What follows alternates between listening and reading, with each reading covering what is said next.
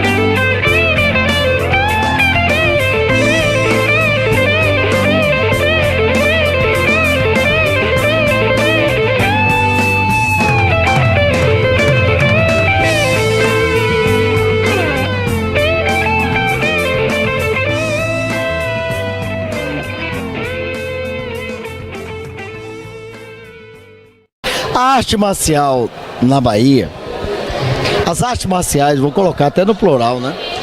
Na Bahia, ela tem história, mas não tem memória.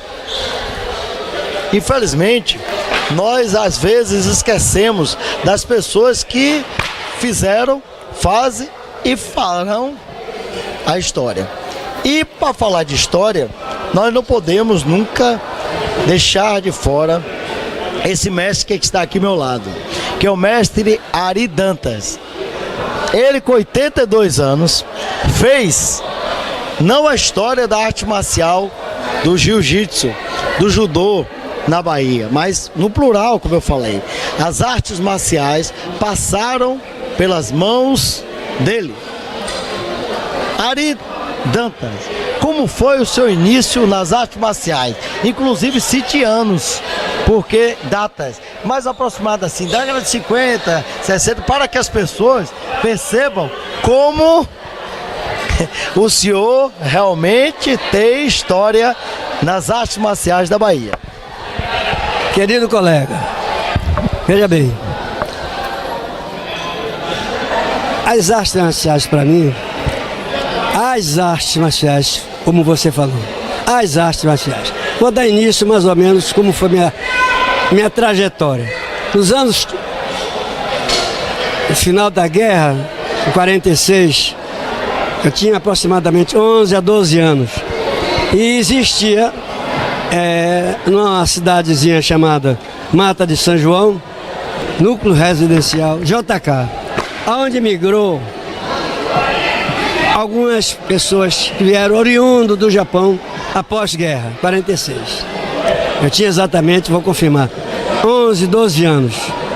Ainda me lembro quando subiu o Bonfim, os pracinhas que vieram da guerra. E minha família tinha um sítiozinho nesse local. E lá cultivava alguns japoneses, como também foram para São Paulo, e muito poucos japoneses. E eu, como era doente por esporte, natação, saltos ornamentais, esporte de modo geral, e eu ia assistir o treinamento. Na época era do tatame de palha de arroz. E quando não tinha o tatame, eles estavam trabalhando na enxada. Aí começava o treinamento no capim, no mato. E quando eu chegava em casa, todo roxo, não tinha um kimono, não sabia nem o que era judogi, obi, a faixa, jubon, a calça. E quando eu chegava em casa, meus pais, menino, onde é que você estava? Eu mentia, dizia que estava na casa de um amigo, mas roxo assim, e é minha trajetória.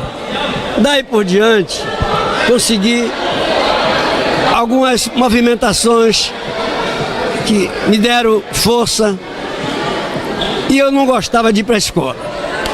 A verdade é essa, escondia livro para não ir para a escola, só queria aprender artes marciais. E aí foi indo. Depois de um determinado tempo, de uns conhecimentos bem profundos do jiu-jitsu, e o Goshin Jitsu, Defesa pessoal, que é a né? defesa pessoal, muita gente não sabe disso. É a defesa pessoal do jiu-jitsu, no local chamado Taboão, em Salvador. Após guerra, fundou-se uma academia de Clinton Correia. Não sei se você se lembra, ouviu falar. Não, esse eu não vi falar não. Pois é, ele foi ex-pracinha e fundou uma academia no Taboão. Eu sabendo disso, morava em Tapagi. Era o quê? Luta livre, né? Era luta livre, jiu-jitsu, judô. Já existia judô, como sempre, né? Jigoro Kano, fundador do judô, como todo mundo sabe disso. Não precisa nem falar. E aí, eu pegava o bonde na Baixa do Bonfim, no engate. Engate é onde o bonde circulava, e o cobrador com a tabuleta na minha cabeça, eu já me saindo da tabuleta do cobrador. Espongava no comércio, subia a ladeira, ia para o treinamento. Minha família não sabia nada disso. Quando chegava em casa era cansado. Cadê eu ir para a escola? Menino, o que será desse menino? Esse menino não só quer negócio de luta, praia. Resumo. Clinton Correia, aos 15 anos, 16 anos, e não era esse homem que está aqui não. Já era pesado, forte, não existia ainda as bombas, com todo respeito, posso falar, né? Pode, inclusive aí, é muito bom era forte. Falar isso, porque as bombas é um dos grandes males da sociedade atual. Né? Então, força, porque a minha descendência é de índio, da raça Calapalo. Meus olhos eram rasgados e pensava que eu era filho de japonês. O Clinton Correia me deu a primeira faixa preta, que ainda está em casa guardada. Essa faixa preta tem 8 costuras. A original está em casa guardada. Pronto. Aquele esquema mesmo japonês. Japonês. Né? E aí foi crescendo. Aí conheci o Dr. Geraldo Brandimorta, hoje falecido. Esse aí eu cheguei a conhecer. Dr. Geraldo Brandimorta, ele era médico. Era médico da linha férrea. E aí comecei a fazer musculação. E cresci. Alimentação boa, simples, normal, boa, cresci muito. Existia uma academia na ladeira de Santa Teresa, vê se você se lembra. Lembro. O dono da academia chama-se Cláudio. Aí eu desenvolvi o físico. E aí eu passei a... Naquela época já existia a Acrópole, não, né? De volta, ou foi depois? Não, depois. Acrópole, depois. A Acrópole fez história na Baixa do Sapateiro, né? Na Baixa do Sapateiro. Aí eu comecei a mostrar o físico. No Porto da Barra, que hoje é conhecido mundialmente, Porto da Barra. E neste braço direito, esquerdo, forte, pegou no braço direito, esquerdo, Marta Rocha, ex-Miss Brasil. Quem se lembra disso? Ela é antiquíssima mesmo. Morava na Barra. E eu ficava fazendo pose. E vai mostrar o braço, a peitaça. Aí eu fiz o quê? Musculação, que chama hoje, tem tanto nome hoje, não? Naquela época era halterofilismo, né? Culturismo, né? Musculação. Hoje a situação mudou. Professor de educação física. Ainda não estava a educação física no cenário nacional, ou seja, na Bahia. Pronto. A primeira escola de educação física foi criada em 70 e poucos, 74, por Alcide Aidiro. Inclusive Chozal foi da primeira turma. Chozal, exatamente. Pronto. Daí por diante, com físico privilegiado, fiz ponta em 2 filmes. Quais foram? Você se lembra? Me lembro. Quando os homens choram. contracenando com Norma Bengel. Poxa, foi longe, hein? Foi. Era homem bonito, e homem bonito é que tinha valor. Desculpe. Homem bonito. Os olhos rasgados, cabelão solto. Hoje só me resta a trancinha, né? Também com 82, né? 83 anos. Rua Chile.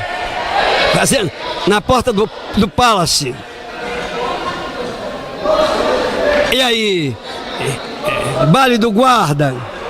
Dançarino do Baile do Guarda. Baile do Barão.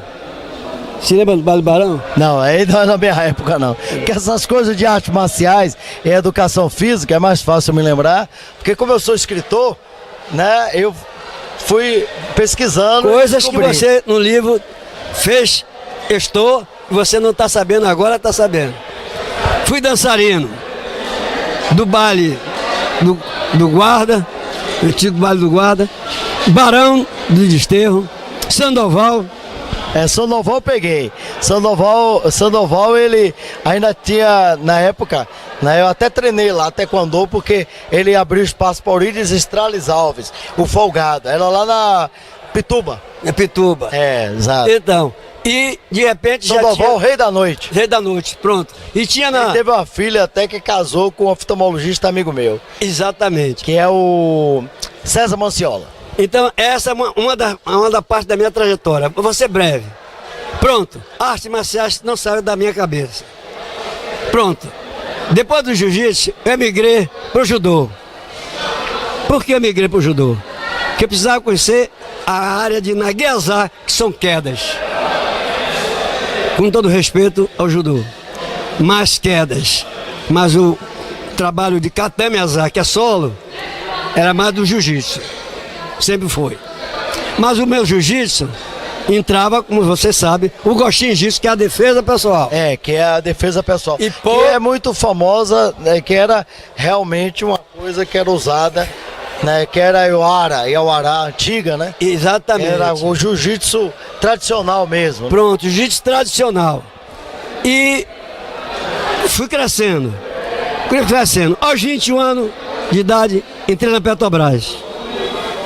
A minha sorte, entrei na 4ª melhor empresa do mundo. Se aposentou já, não é? Me aposentei. E na Petrobras, quando eu cheguei, já estava uma faixa preta na cintura.